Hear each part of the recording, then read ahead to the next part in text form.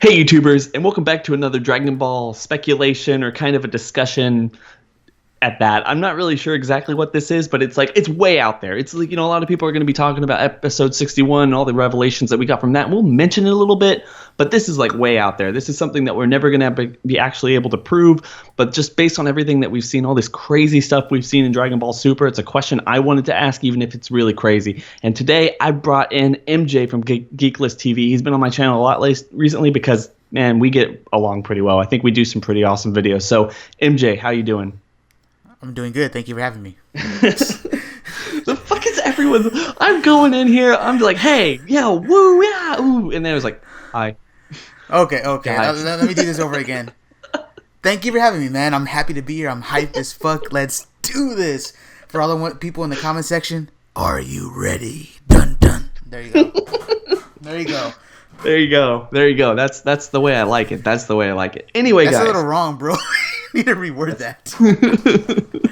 Okay. Anyway, guys, we are going to be talking about today, basically Saiyans and their godly potential, or whatever you want to call it at this point. Basically, there seems to be this weird disconnect that Dragon Ball Super has been kind of not explaining, but showcasing at a very regular rate, that the Saiyans have this inner potential to become gods without training or without a ritual or without anything. And it's kind of a little bit off from where we first saw it in Dragon Ball Z, the Battle of Gods movie, where it's like they could, but it required like really, really specific circumstances for them to even potentially even become this. And, with this new revelation of what Trunks is doing in episode 61 versus what Goku and Vegeta had to do in order to get their god forms, by the way, we don't know what the episode 61 thing is yet. There's just no way of knowing. We all have our theories and speculations. Share them in the comment section below if you want. But anyway, like it's weird to me. MJ, what do you think about this? It was like it doesn't even seem like Saiyans at this point, at least in the series, don't even have to train for any real amount of time in order to be able to unlock some kind of godly potential within themselves. If this is exactly what Trunks is doing to some degree, what are your thoughts on that?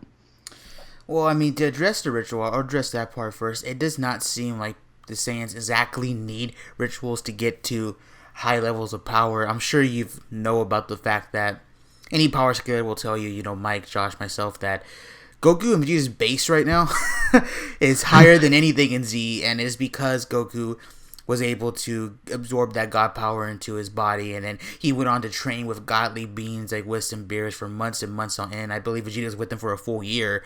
So, and then skip forward to Universe 6 arc, look at Kaba. Kaba's base is supposedly equal to his, and you're thinking, shit, this dude didn't train with Vados, Champa, he hasn't done any sort of ritual to our knowledge, and he's on par with their bases. It's like, damn, I know there's that whole they're evolved, but fuck, you know what I mean? Like, how are they that strong? So yeah, the Saiyans to me, especially in Super, have grown in such a huge rate that it does make it seem a little weird than Z. Like for Black, for example, in this episode, I believe he mentioned something about his body being worthy of like a god. Like this should be a god's body, because the stronger he gets hit or the stronger he fights.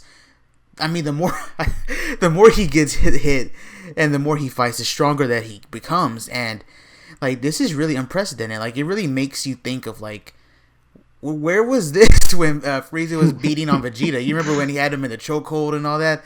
Mm-hmm. We saw that. That was the Zenkai boost. I mean, that's all the Zenkai boost. Yeah, but I mean, like, this dude is getting Zenkais like that. Like, I'm not sure if you saw the episode, but Goku wailed on him, and then literally not even a few seconds in, like, he blocks the punch and he powers up and he's like, "You've made me stronger." Like, the fuck, dude?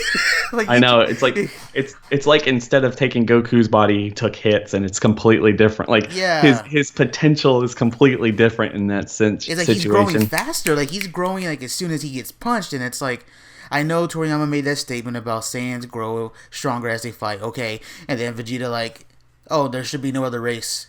He talking about Hit. There should be no other race out there that can improve faster than us. But it's like, it just feels like if they could get that strong that fast, like Black is, why didn't that happen when Goku was getting punched by Cell? You know what I mean? Why wasn't it? It seems weird to me, and it really has gone sort of unprecedented in my opinion in this arc particularly, and in Super as well. They're just growing at a fast rate, and I don't know, bro, but like, it does seem like they don't even have to do that much to achieve new higher realms of power. So hmm and that's the weird thing to me. I mean, obviously, the series is inconsistent for the most part, but I had this theory for a while now, and it's something that I've really wanted them to explore. Although I know it's a little bit more deep and like just like more thought out than what Dragon Ball Super or Dragon Ball in general would ever really throw out there. But the one thing they did in the movies was they explained why the Saiyans needed to achieve the Super Saiyan God transformation and why exactly they did it to, defeat the other more powerful Azaru state Saiyans. And that regard, that sense, and they needed the pure-hearted Saiyans in order to do it. But, my thought was like, what if they're some kind of an offshoot of a god? And I know like with this new arc and everything that they're kind of putting together with everything that Super is basically explained, the Makaioshin are probably not necessarily real anymore. It's probably something Toriyama just completely forgot about. But my thought was like, what if a Makaioshin was the one who was like, who created the Saiyans as a evil-hearted race, and then they basically, that's why the pure-hearted ones were so hard to find and so rare, and basically like because of that they were like direct offshoots of a god of creation. So that's why they can achieve the god form, and that's why they did achieve a god form, to kill whatever Makaioshin that created them, or whatever Kaioshin created them, or something like that. I know it's like really out there, but to me there has to be, and I feel like I would really appreciate seeing some kind of an explanation as to why Saiyans are so easily adapting to this whole god situation, this whole god key, God being like actually able to compete with them, have God forms, purify their energy, keep it inside of them, whatever you want to talk about. Like there has to be some reason why they can keep reaching level upon level upon level. If they were made to do this, if this was something that their entire race was made to do in order to be some kind of a weapon or some kind of like an evil force that they fought against, and then they eventually just destroyed themselves because they were so evil-hearted, something that I would really like to see. So I mean, it's one way or the other. I'm not sure we'll ever get it, but could it be possible? I agree with you, and I think it could be possible. Correct me if I'm wrong. I think you got me in the knowledge department, so correct me if I'm wrong. Wasn't the original script of Battle of Gods supposed to be about Beerus, who was like a virus, and he not created, but he made the Saiyans evil or something like that? Like, and then Toriyama came in and switched everything up. No, yeah, that's exactly like that's how the Battle of Gods movie was supposed to go down. It's like Beerus he didn't create them, but he put the evil in their hearts. Okay, so see, not exactly the same idea, but it seems like in the original script they were wanting to kind of give more backstory on the Saiyans, which I kind of would appreciate, and I would kind of like that. I would like your idea a little bit more because it would just kind of fit the fact that they have godly traits. You know what I mean? Like the Namekians, I know have probably more magical abilities, but the Saiyans do have like this godly trait. Being able to transform, being able to get stronger as they fight, keeping their youthfulness. You know what I mean? That's just all of this stuff is like godly traits, staying young for so long, etc., etc. So I do agree with you on that. I really wish we could get it. Are we gonna get it? Probably not, but it wouldn't be that bad of an idea. Yeah, you go with like Greek mythology and all this stuff about demigods, like the offspring of like a mortal and a god creating something that's a little bit more of a hybrid of both, and they retain both like weaknesses and strengths at this point. So yeah, they do age and they do die, but at the same time they're just basically almost godly potential. They have godly potential at this point, and it's not even like kind of an exaggeration at this point. They are who they are. So to me, it would be really interesting for them to kind of delve into the potential or backstory of what the Saiyans are and how they became who they are. And it would be actually interesting if later down the line, because we know everyone's crossing their fingers and hoping to see Vegeta and Goku go to Planet Sadal and Universe 6 and see all these Saiyans. If they could use that to kind of explain why the Saiyans are the way they are in Universe 7 versus the way they are in Universe 6, would be really interesting. Because like I said, and you could probably find it, I'll annotate it in the video and I'll also throw it up in the description. I was doing this video, this theory video about what I thought Goku Black was and why he hated the Saiyans a long time ago. Basically this theory that I've already been talking about. And one of the things that got me about the Universe 6 fight in the Universe 6 Saiyans is, they they made us seem at the very beginning that they were different, like they were mirror opposites of each other. So like Frieza's character, the Frost character was good while Frieza was bad, and the Saiyans were good while the Saiyans in Universe 7 were bad, but it doesn't necessarily seem like that. So there has to be some reason why the Saiyans were evil and, you know, dark-hearted, killed their own planet, had to move, and all this other stuff that we are not seeing, that they can actually go into and delve into the past. And now that they're dealing with gods and they're dealing with godly potential within the Saiyans, like that would be a really amazing retcon, just to know that the Saiyans, just because there's so few of them at this point, and the reason that they were evil, the reason that they destroyed themselves, is like we have these few offshoots of the Saiyans that are actually godly beings, like they're demigods at this point, and that kind of connection with them, like if they were to establish that type of connection, in my opinion, especially with the story that they're telling right now with Zamasu and Black Goku, that would be really interesting to me, just because, you know, his unbelievable hatred for mortals, and to know that like the Saiyans aren't necessarily mortals at that point, you know? That would be a very cool like connection there. That would be kind of awesome for that to happen. You're so smart, dude. You really are. But I was gonna say One Piece does this really well, and I know Naruto does it and it gets dubbed as filler or whatever, but One Piece does this so well that I actually like when they do this in their series. And that is like when they need a story to be told, they'll take like 2 to 3 episodes and they'll make sure to space it out, but it's done really nice, you know. It's not just filler out of nowhere like in Naruto, you know. Mm-hmm. And I really hope that if they do go to Planet Sadal, like they have like an episode where, you know, they all just go and eat at the table or something, eat at the huge place where all the Saiyans are eating, and the king gives like a backstory, and it takes like 2 episodes on the Saiyans, and he tells it to how it began up into the point to where the Saiyans from Universe 7 and 6 differ, you know, all the way up to where they were like, you know, in 7 their planet was destroyed, you know. So so they didn't have to move and make Planet Vegeta. So I would like to get like an actual backstory, like the king talking about from the very beginning, you know, the beginning and the birth of the Saiyans all the way up till now. I think that would be a very cool thing to do.